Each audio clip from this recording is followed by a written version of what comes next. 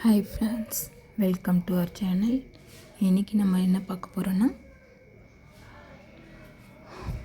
வாங்கிபாத் செய்கிறது அப்படின்னு பார்க்க போகிறோம். ஒரு கடாயில் 3 ஸ்பூன் ஆயில் விட்டுக்குங்க.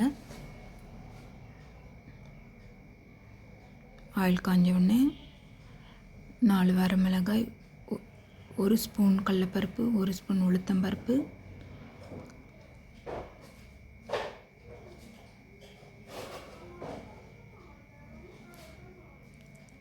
ரெண்டையும் பொன்னிறமாக வறுத்துக்கணும். அது கூடவே 1 ஸ்பூன் அளவு தனியாவும்,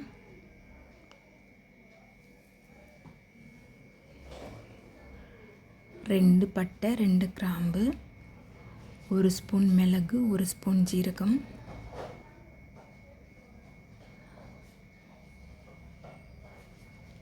இதெல்லாம் ஒன்று சேர வறுத்துக்கணும். நம்ம இது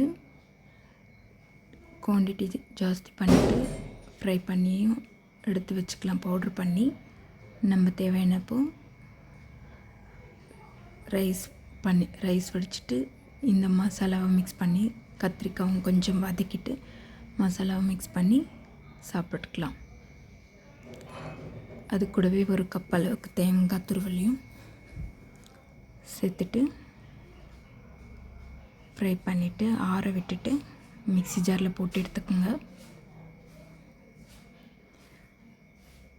அதே கடாயில் 3 ஸ்பூன் ஆயில் விட்டு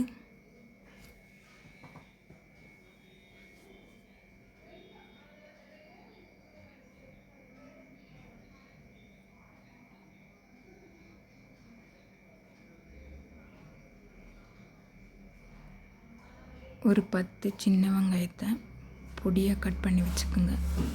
அது கூடவே நீல வாக்கில் கட் பண்ணி வச்சுருந்த பிரிஞ்சாலையும் கட் பண்ணி வச்சுக்கோங்க. நான் இந்த பிரிஞ்சால் இருந்தது பண்ணுறேன்.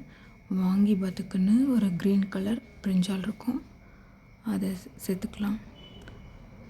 இப்போது தாளிக்கிறதுக்கு 1 ஸ்பூன் உளுந்து, 1 ஸ்பூன் கடலைப்பருப்பு, 1 ஸ்பூன் நிலக்கடலை, இதெல்லாம் எண்ணெய் சூடானோடனே அதில் போட்டு வறுத்துக்குங்க. 1 வரமிளகாயும் அதில் சேர்த்துக்குங்க.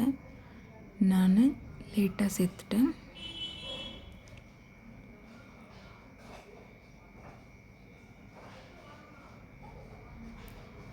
எல்லா பருப்பும் செவந்து வரணும்.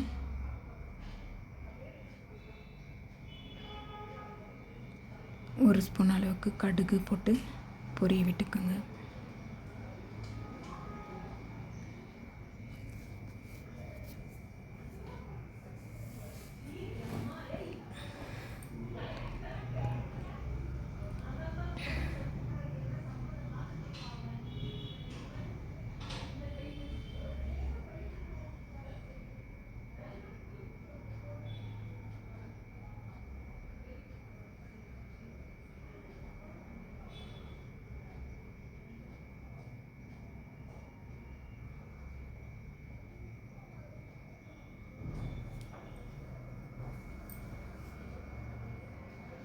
இந்த மாதிரி பண்ணி இந்த பவுடரை கொஞ்சம் உப்பு போட்டு மஞ்சள் பொடி போட்டு அரைச்சி வச்சுக்கோங்க. 1 வீக் ஆனாலும் கெடாமல் இருக்கும். உப்பு போடுறோம் இல்லையா, கெடாமல் இருக்கும்.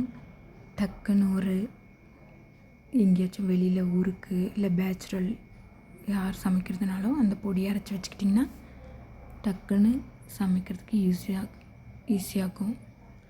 ஒரு ரைஸ் குக்கரில் வச்சுட்டு இந்த மசாலா போட்டு சாப்பிட்டிங்கன்னா, ஒரு கத்திரிக்காவை நீல வாக்கில் கட் பண்ணி வதக்கிட்டு இது கூட சேர்த்து இந்த பொடியும் போட்டு கொஞ்சம் புளி தண்ணி வேணும்னா அந்த பவுடர்லேயே புளியும் மிக்ஸ் பண்ணி அரைச்சிக்கலாம்.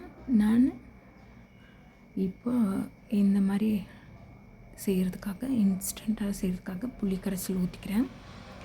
நீங்கள் ஸ்டோர் பண்ணி வைக்கணுன்னா இல்லை பேச்சுலருக்கு கொடுக்கணும் அப்படின்னா ஒரு துண்டு புளியும் சேர்த்து வறுத்துட்டு அந்த பவுடர் கூடயே அரைச்சி வச்சுக்கோங்க. அந்த பருப்பெல்லாம் பொரிஞ்சு வந்த உடனே ஒரு 10 சின்ன வெங்காயத்தை பொடி பொடியாக கட் பண்ணி உள்ளே சேர்த்துருக்கேன். ஒரு கொத்து கருவேப்பிலையும் உள்ளே சேர்த்துருக்கேன். அதுக்கு வதங்குறதுக்கு வெங்காயம் வதங்குறதுக்கு தேவையான உப்பு போட்டு வதக்கிட்டு நீல வாக்கில் கட் பண்ணி வச்சுருந்த கத்திரிக்காயையும் உள்ளே சேர்த்து வதக்குங்க. 1/2 ஸ்பூன் அளவுக்கு மஞ்சள் பொடி, காய்க்கு தேவையான அளவு உப்பு எல்லாத்தையும் போட்டுட்டு வதக்கி தண்ணி தெளித்து மூடி வச்சுருங்க. அந்த ஆவியிலேயே கத்திரிக்காய் நல்லா வெந்து வரும்.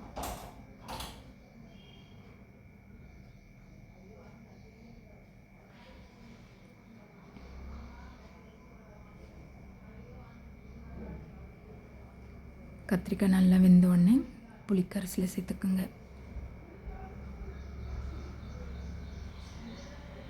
அதை சேர்த்துட்டு நம்ம தேவையான அளவு குஜ்ஜின்னு சொல்லுவாங்க கர்நாடகாவில், நம்ம தொக்கு அதை வந்துட்டு தொக்குக்கு தேவையான அளவு தண்ணி சேர்த்துக்கலாம். கூடவே நான் 3 ஸ்பூன் அளவுக்கு நம்ம அரைச்சி வச்சுருந்தோம் இல்லையா, அந்த பொடியை சேர்த்து மிக்ஸ் பண்ணிவிட்டு புளி தண்ணி ஊற்றிருக்கோம். கொஞ்சமாக தண்ணி சேர்த்துனா தொக்கு பதத்துக்கு வந்துடும்.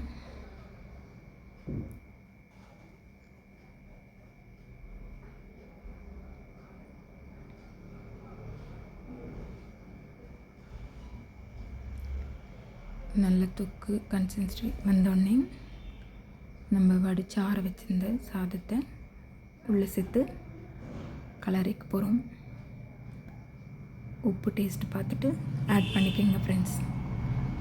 நீங்களும் செஞ்சு பாருங்கள். செஞ்சு பார்த்துட்டு எப்படி இருந்ததுன்னு சொல்லுங்கள். லைக் பண்ணுங்கள், ஷேர் பண்ணுங்கள், சப்ஸ்கிரைப் பண்ணுங்கள், பெல் பட்டன் ப்ரெஸ் பண்ணுங்கள். அப்போ தான் நான் போடுற வீடியோ நோட்டிஃபிகேஷன் உங்களுக்கு வரும். Thank you.